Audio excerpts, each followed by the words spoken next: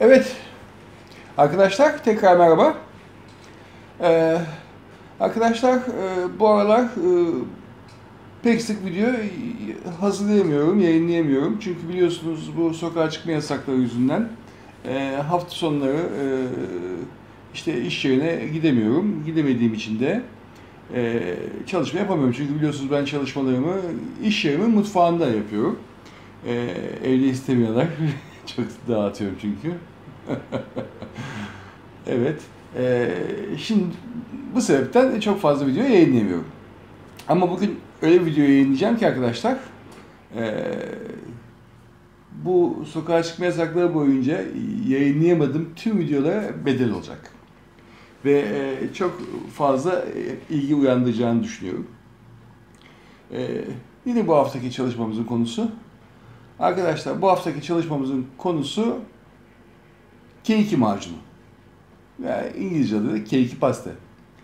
Biliyorsunuz K2 macunu arkadaşlar özellikle orkidelerde kullanılıyor. Orkidelerin efendim işte dallarındaki uyu gözleri uyguluyorsunuz. Ve o gözlerden işte orkidenin tekrar uyanıp oradan sürgün vermesini çiçek dalı veya normal efendim K2 yavru orkide vermesini teşvik ediyorsunuz. Şimdi normalde tabii orkideler kendi kendine arada sırada efendim yavru orkide veriyorlar, K2 veriyorlar. Ama siz K2 macunuyla bunu biraz teşvik ediyorsunuz, hızlandırıyorsunuz ve oldukça etkili. YouTube'da belki görmüşsünüzdür, işte vazelin uygulayanlar falan var. Ben denemedim açıkçası, vazelin sonuç veriyor mu vermiyor mu ama sonuç olarak vazelinin içerisinde orkideyi efendim teşvik edecek bir hormon olduğunu düşünmüyorum. Ben muhtemelen belki de vereceği vardır, o yüzden veriyordur, bilemiyorum. Ama K2 macunu arkadaşlar içindeki hücre bölünmesini teşvik eden hormonlar sebebiyle yani, oldukça etkili. Biz de bugün K2 macunu yapacağız. Nasıl yapacağız? Bakın şurada gördüğünüz dilim de dönmeyecek şimdi buna. Lanolin arkadaşlar. Bu lanolin işte koyunların yünlerinden elde edilen bir yağ. Pek çok amaçla kullanılıyor. Bu yağ arkadaşlar hormonlarla zenginleştireceğiz ve işte orkidelerin efendim gözlerine uygulanacak K2 macunu haline getireceğiz. Daha sonra bunu bakın burada gördüğünüz kocaman kocaman şişeler var, görüyorsunuz. Bu şişelere dolduracağız ve arkadaşlar yaptığımız K2 macunlarından belli adedini sayı vermiyorum, söylemiyorum. Ama öyle bir tane iki tane değil, söyleyebilirim bunu. Twitter'da ve Facebook'ta. Twitter adresimiz bakın ekranın size göre sol tarafında yer alıyor. Facebook adresimiz sağ tarafınızda yer alıyor. Instagram adresimiz de ortada yer alıyor arkadaşlar. Yani bu videomuzu Facebook'ta veya Twitter'da paylaşan dostlarımız arasından artık çekiliş de mi yaparız? İlk belli sayıda işte bu paylaşım yapanlara mı yaparız? Onu da söylemiyorum. Ama sözüme güvenin.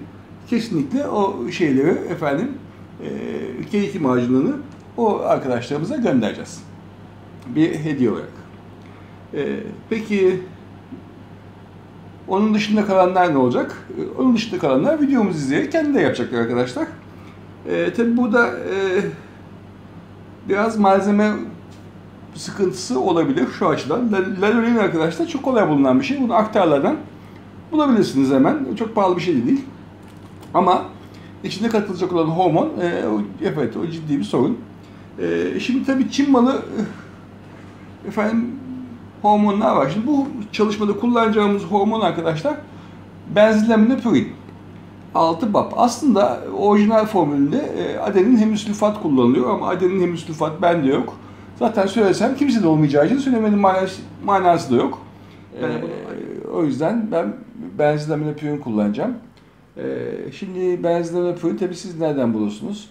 Şimdi arkadaşlar internette Çin kaynaklı benzilaminopurin var ama çok fazla açıkçası denemeden bilinmez. Ama etkili olur mu emin değilim. Ee, Şimdi o zaman sen bu videoyu niye yapıyorsun diyecekler. Diyenler çıkabilir. Arkadaşlar biz bilgiyi ortaya koyalım yani ya ne yapalım yapabilen yapar, yapamayan yapamaz yani. Öbür türlü hiç bilinmez olarak kalacak. En azından biz nasıl yapıldığını söyleyelim. Malzemeyi bulanlar yaparlar. Ee, peki onu da yapamayanlar ne olacak arkadaşlar? Onu da yapamayan arkadaşlar arzu ederlerse, bize başvururlarsa biz onlara bakın böyle gördüğünüz şu küçük kişileri den göndereceğiz.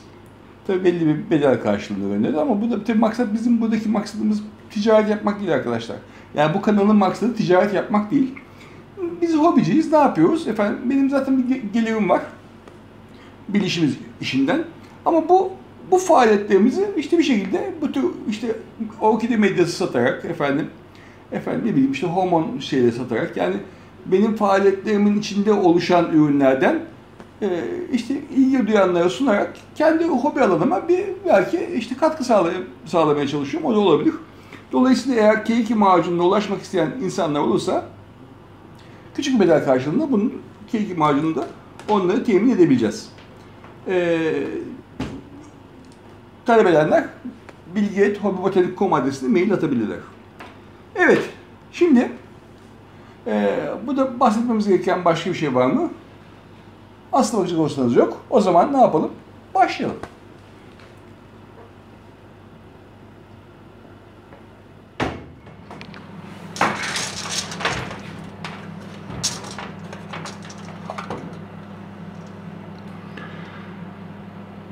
Evet arkadaşlar bakın lanolin bu.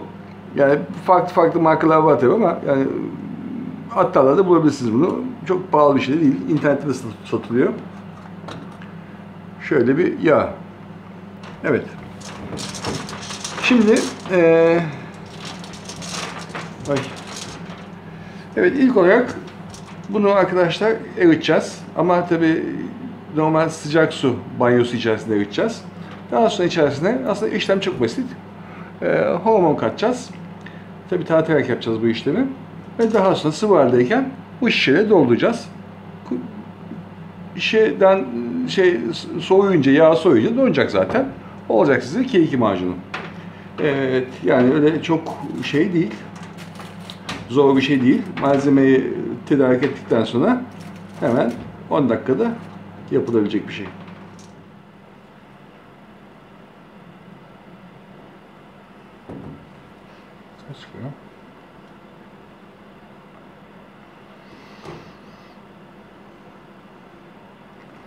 Bu 30 grammış zaten arkadaşlar. Demek ki birer gramlık yapsak 30 tane porsiyon çıkar bundan.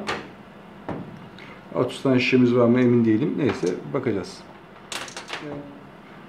Evet, şimdi önce bunu sıcak su banyosu içerisinde eritelim. Böylece başka bir kaba aktarıp orada karıştırmaya gerek kalmaz. Şuna sıcak su doldurayım.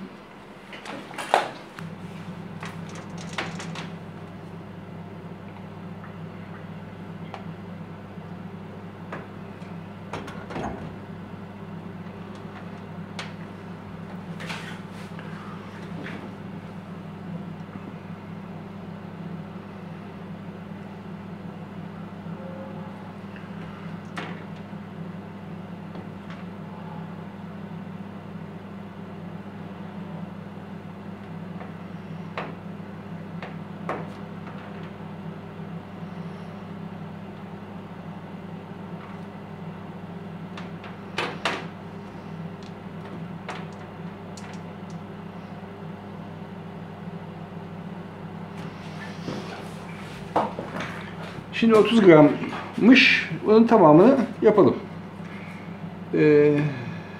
Şuradan o erirken biz benzerimli püremizi hazırlayalım.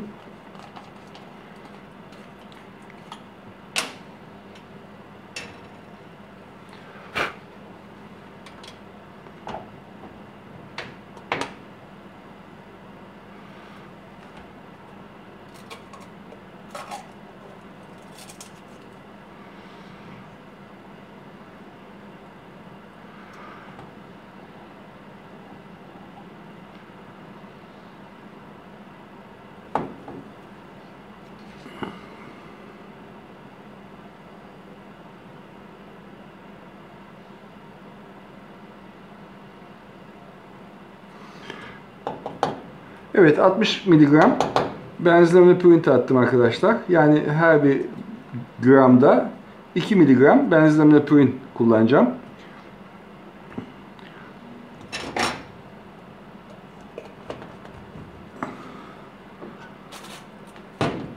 Şimdi ben ikinci bir hormon daha ilave edeceğim.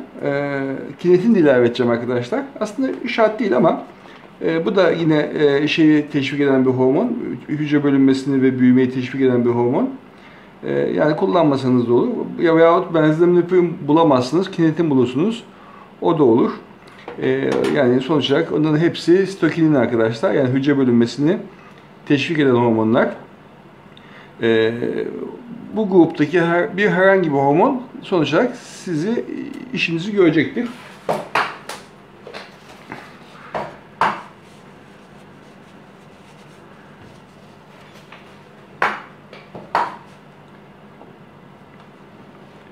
Evet.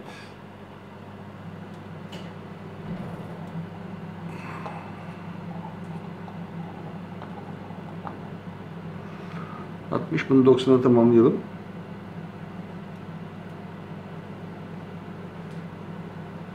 Oldu bile. Evet, 1 miligram da kinetin ilave etmiş olduk. Ama dediğim gibi yani şart değil. Bunların sadece tek bir tanesi de işinizi görecektir. Bu daha garanti oldu. Şimdi böyle değil mi? Evet gibi. Şimdi bunu çözmemiz lazım tabii. Olduğu gibi tozu atmıyoruz bunun içine.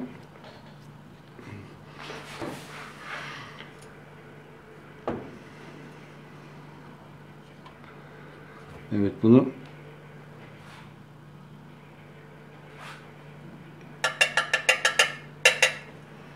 şunun içine dökelim. Bu arkadaşlar ismi silinmiş artık iyice de. Bu sodyum hidroksit çözeltisi arkadaşlar. Biren. Bunun nasıl hazırlandığı kanalımızda var. Biren sodyum hidroksit çözeltisi diye.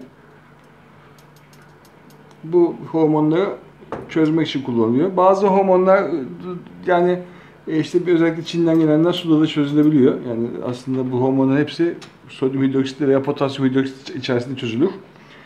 Yani suda çözülmesi de başlı başına bir aslında şüpheli yani de işte.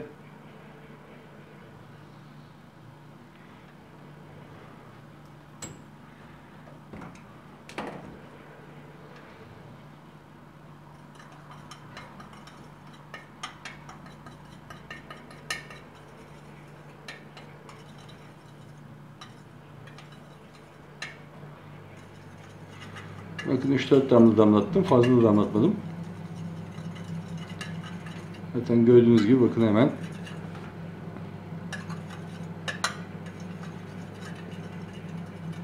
çözüldü bile.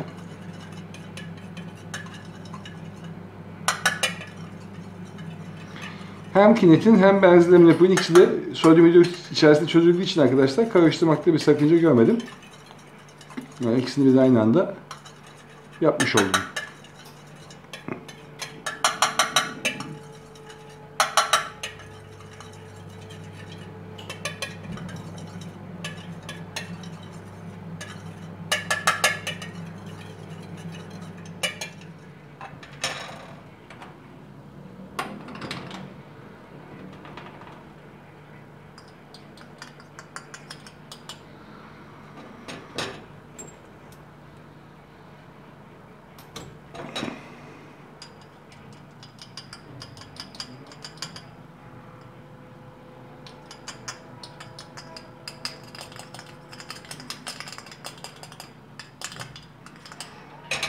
Miligram seviyesinde hormonlarla çalıştığınız için her bir damla önemli arkadaşlar.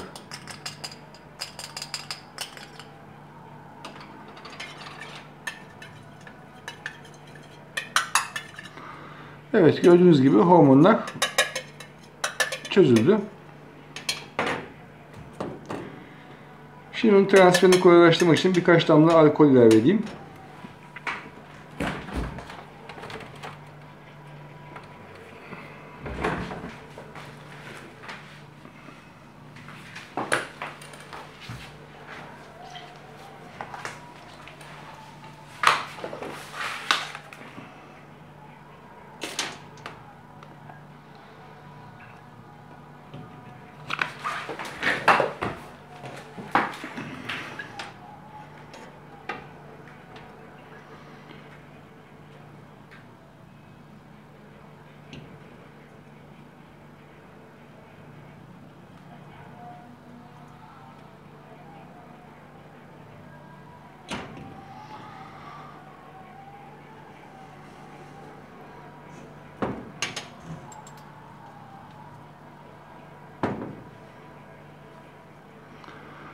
Evet, gördüğünüz gibi gayet berrak bir sıvı oldu. Çözülmedik bir şey kalmadı. Şimdi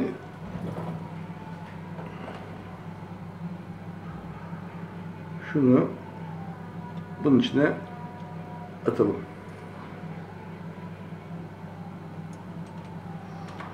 Şimdi bir kez daha yıkayalım.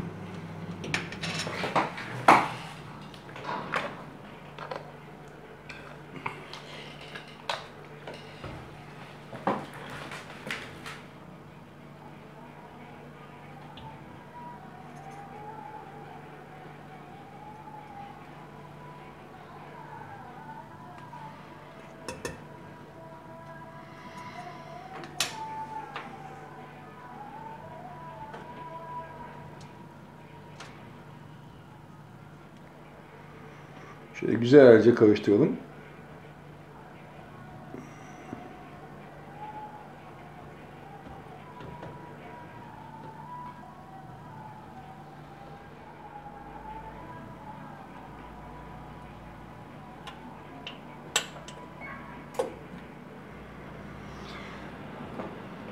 Evet, tüplerimizi doldurabiliriz.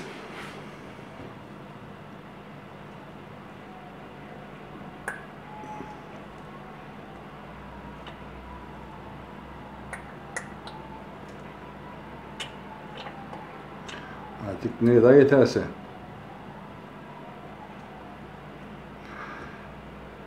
Tüpü de çok aslında 1 miligramdan fazla bu. Ama 1 mililitreden fazla oldu.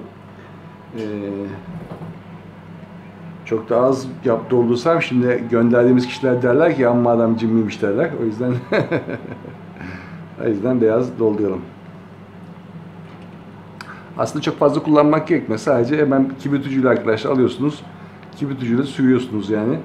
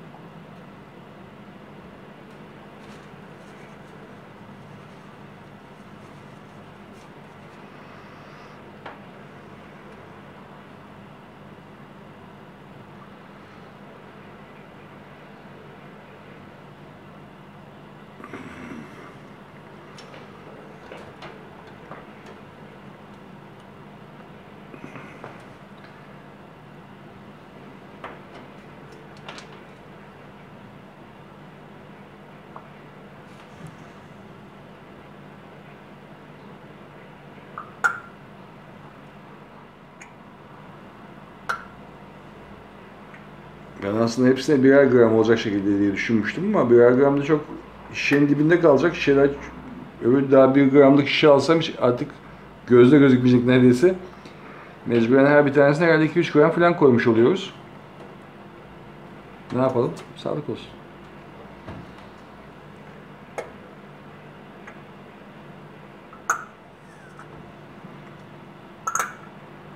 Sayıyı söylemeyeceğiz dedik ama sayı ortaya çıktı arkadaşlar. Hiçbir şey çok fazla saklanamaz arkadaşlar gördüğünüz gibi. Lanenin bitti, sayı ortaya çıktı.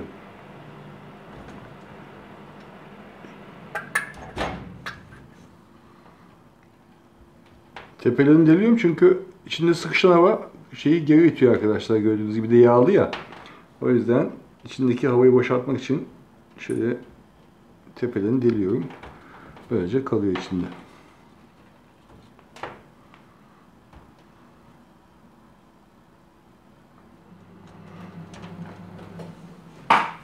Evet, kamera kadrajın dışında çalışıyormuşuz. Şimdi yeni fark ettim. Evet arkadaşlar, gördüğünüz gibi K2 macunlarımız hazır.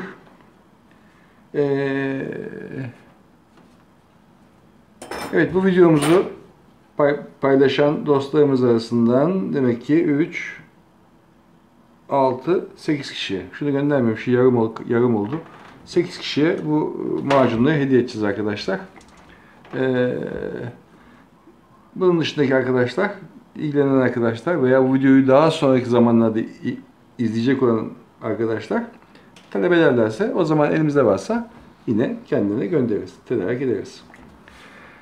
Evet, şimdi bunun tabi uygulamasını yapıp uygulamanın sonucunu da size gösterip yayınlamak istedim ama o zaman tabi bu hemen sürünce mucize yaratmıyor. Hemen ertesi gün orkideden dal fışkırmıyor. Bir ay, 2 ay sürüyor arkadaşlar oradan tekrar şeyin çıkması. Dolayısıyla videoyu şimdi yayınlıyorum.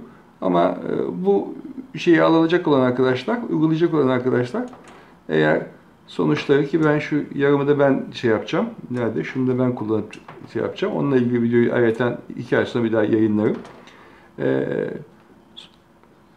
Bu macunda kullanacak olan arkadaşlar sonuçları paylaşırlarsa tekrar bizimle çok memnun oluruz. Evet. Şimdilik bu kadar. Arkadaşlar, umarım bu videoyu beğenmişsinizdir. Kanalımıza ilgi duyuyorsanız lütfen kanalımıza abone olun. Videolarımızı paylaşın. Beğenin. Çünkü siz beğendikçe YouTube videolarımızı daha fazla kişinin önüne düşüyor. Siz beğenmezseniz biz en altlarda, dipte kalıyoruz arkadaşlar. Dolayısıyla bize destek olun. Ve kendinize iyi bakın. Hoşça kalın.